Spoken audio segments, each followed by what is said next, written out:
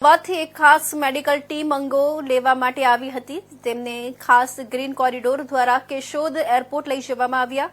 Kidney, liver અને cornea દાન કરાવીને 5 લોકોને નવું જીવન મળશે.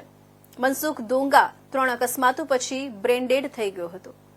પુત્ર અલ્પેશ દોંગા અને પરિવારે અંગદાન માટે સંમતિ આપી. અલ્પેશ દોંગાએ કહ્યું કે મારા પિતા કોઈને કોઈ સ્વરૂપે જીવશે, વધુ શું જોઈએ છે.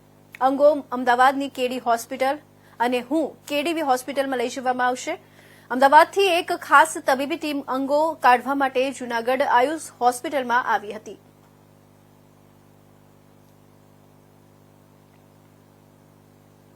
सर, प्रथम बार आपकी हॉस्पिटल कार्यरत थी क्या? मैं पहली बार डोनेट થઈ છે હોસ્પિટલ કઈ રીતની ઘટના છે, કોણ દાદા હતા અને દર્દી તરીકે ક્યાં મોકલવું? નમસ્કાર, doctor Chirag Makadia, medical director Ayush hospital Junagadh. આપણે 3 તારીખે રાત્રિના વાહન અકસ્માતના કારણે પેશન્ટ આવેલા મનસુખભાઈ દોંગા કરીને 67 વર્ષની ઉંમર હતી એમને.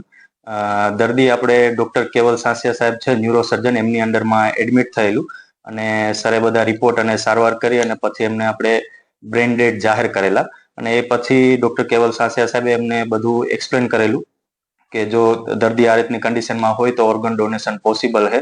અને સગાએ ખૂબ સાથ સહકાર આપ્યો અને એ લોકો ઓર્ગન ડોનેશન માટે. મારું નામ અલ્પેશભાઈ દોંગા છે. મારા પપ્પાનું નામ મનસુખભાઈ દોંગા છે. અમે જુનાગઢ જ રહીએ છીએ. મારા પપ્પાનું પરમ દિવસે એક્સિડન્ટ સાંજે થયેલું. પછી અમે સારવાર અર્થે સિવિલમાં ગયા અને ત્યાંથી પછી અમે આયુષ હોસ્પિટલમાં આવેલા અને ગત રાતે એનું બ્લેન્ડેડ થયેલું છે. એટલે અમે એ રીતનું અમે ડિસિઝન લીધું કે એના બીજા ઓર્ગનનું અમે ડોનેટ કરવા માંગીએ છીએ. હોસ્પિટલ વાળા હવે સમજી આવ્યા અને અમે નક્કી કર્યું કે અમે ઓર્ગન ડોનેટ કરવા માંગીએ છીએ અને સહમતિ છે કે હવે એ તો રિકવરીની કોઈ શક્યતા કે નથી એટલે